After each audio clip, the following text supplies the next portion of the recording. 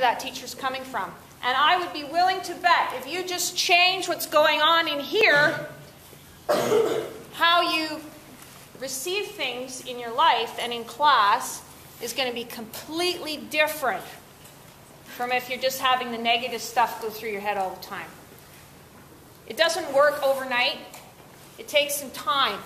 But again, we have to get back to what we're thinking and what comes out as our attitudes. And guess what? When you change how you're thinking in your head, your teacher perceives that too. Because Keating could tell what was going on in my head and I didn't even have to say anything. Right? And he reacted. Or he felt embarrassed, or he felt intimidated, or he felt awkward. Your teachers feel those things too. You guys feel those things when you're dealing with each other. So, really important that when you change what goes on in your mind, you change not only how you perceive people, but you change how they perceive you. Okay, so, I might need my scrub. Of course.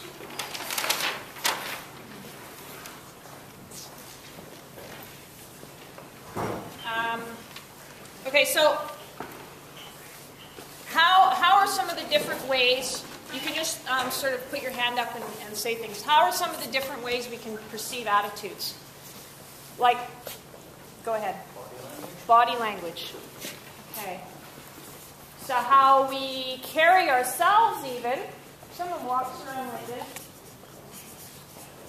And people do walk around like that. What does that say?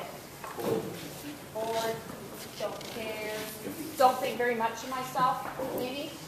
Okay, what if I'm walking like this? Happy. Okay?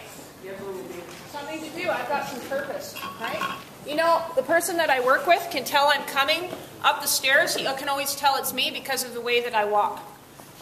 And the way that it's got some purpose. Like, here I come, I'm ready to go.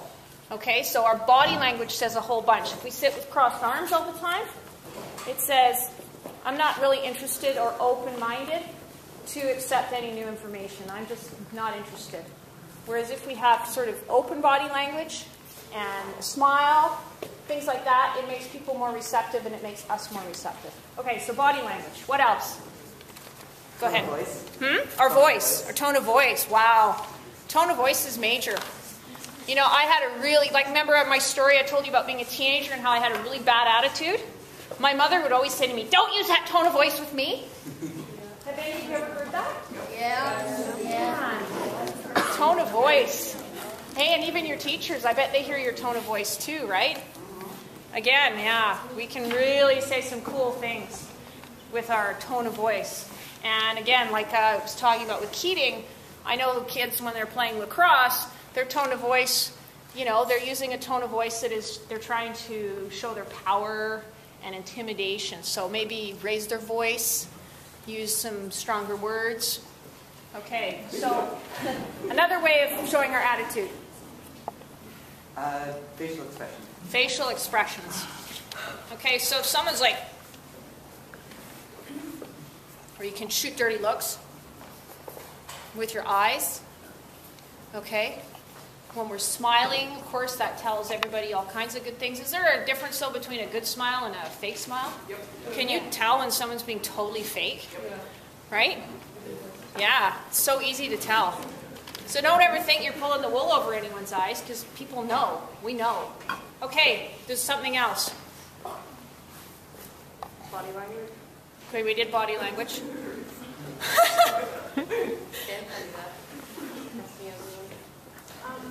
How you like when like how you move, how you like how you like sometimes when you do it, don't want to listen to them, what? Sorry, I can't hear what? Oh, so you pretend. You pretend that you're not like not there, not engaged. Okay, go ahead. Posture.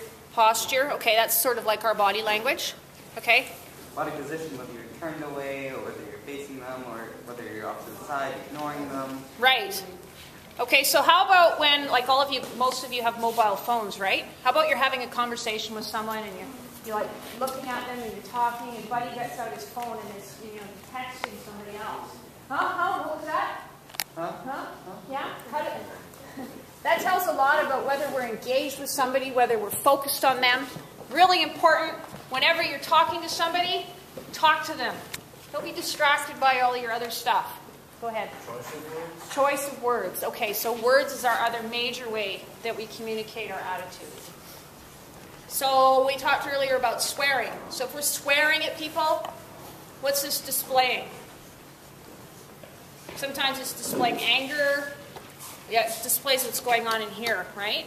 And so using good words is a way to process or tell other people about a good attitude. Okay, one more thing and then we have to move on. Like when you try to say something bad about like person you do like all the time, like So gossiping, oh that, yeah, pretending, yeah.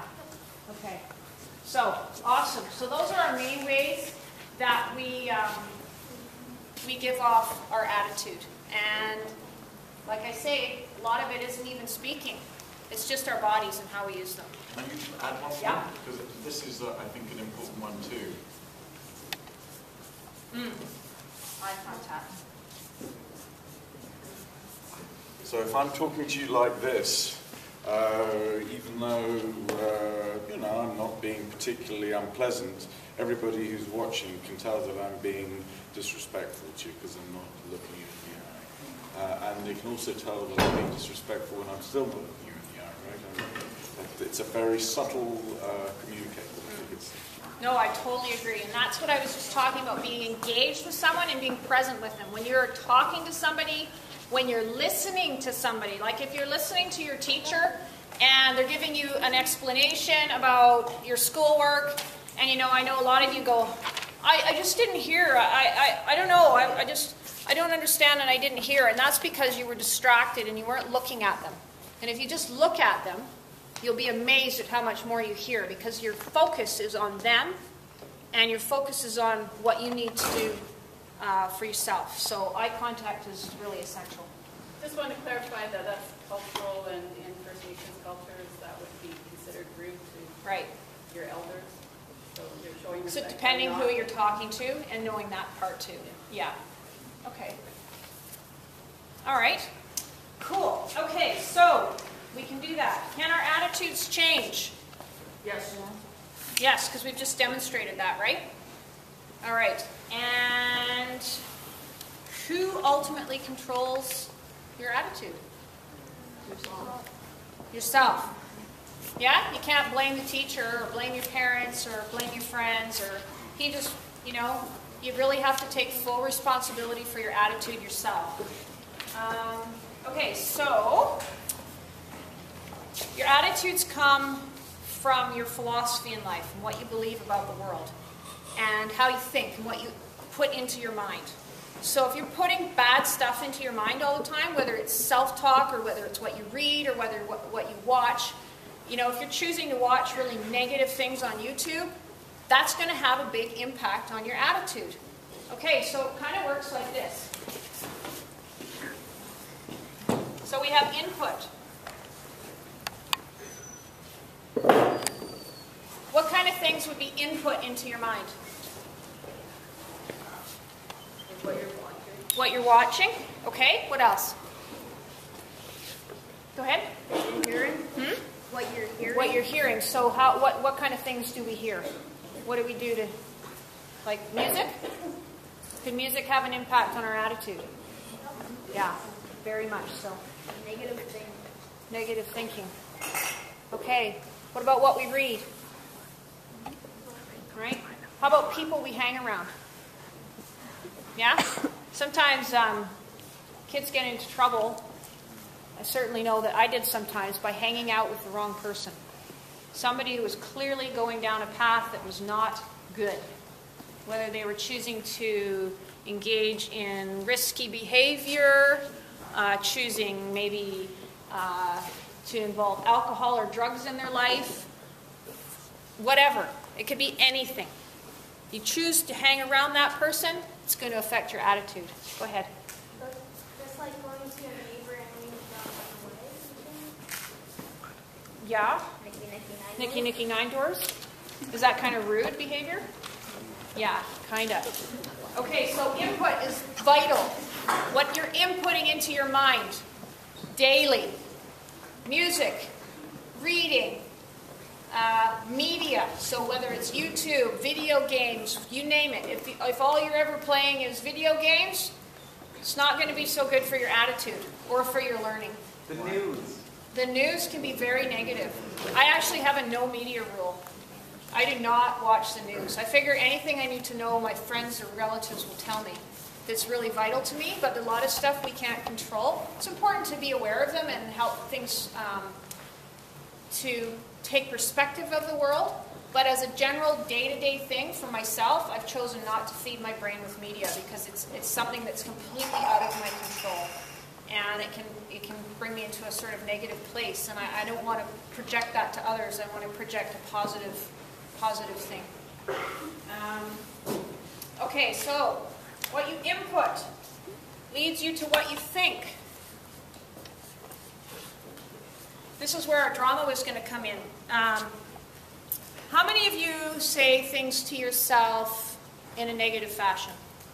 Maybe you did badly on a test. What might you say to yourself when you do badly on a test? Go ahead.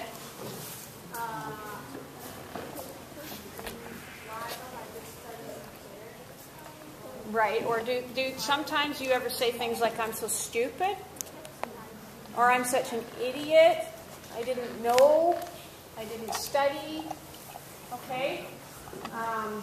Those kind of things, how we think about ourselves, what we see about ourselves, has a huge impact on our attitude. I sometimes, people think I'm a bit sort of crazy, but do you ever feel like in your mind, maybe you have like two voices in your head, one that says good things about you and one that says really negative things about you? Does anybody have that ever go on? Right? Yeah, we say, oh, you know, like that I'm so stupid thing, and then on the other hand we can say, oh no, but I knew that stuff, I can study that stuff, or whatever. It can be anything that goes on in your mind, and I always figure there's a little argument going on in there. And it's important that you teach your brain to have the good stuff win. Because like Tamika in the story, she kept focusing on that negative voice in her head. Nobody cares about me. You know, nobody could possibly like you. You're from a foster family, blah, blah, blah. And that was what she heard in her head. She had to teach her head, her brain, to think in a different way, to think of the positive things that she could do in her life. And that, once you speak to your brain that way, and catch yourself, if you're telling yourself that you're stupid or you're not valuable or anything like that, or you don't care, you need to catch yourself in that moment and you say, actually, that's not true. You know, I am valuable, I am smart, and I can learn this stuff. Those are the kind of things that we have to do. Okay, so what you think leads to your beliefs. Feel. And how you feel. Totally. Feelings. Okay, and those things together lead to your philosophy and your attitudes. And your attitudes lead to your actions. So if you have a bad attitude, your actions are negative, right? Your body language is negative, your words are negative, and maybe how you treat people is negative. So your attitudes equal your actions. And one of the things that's really important for that is what I call deep time thinking. So when Tamika was in a negative place, where was she living? Boston. Okay, but where was she living in her mind? What was she focusing on? Negative. Negative, and she was focusing on her past. Do we all have things in our past that we're not happy about? Yes. Right? We all make mistakes. When you live in the past, you live in a victim mindset.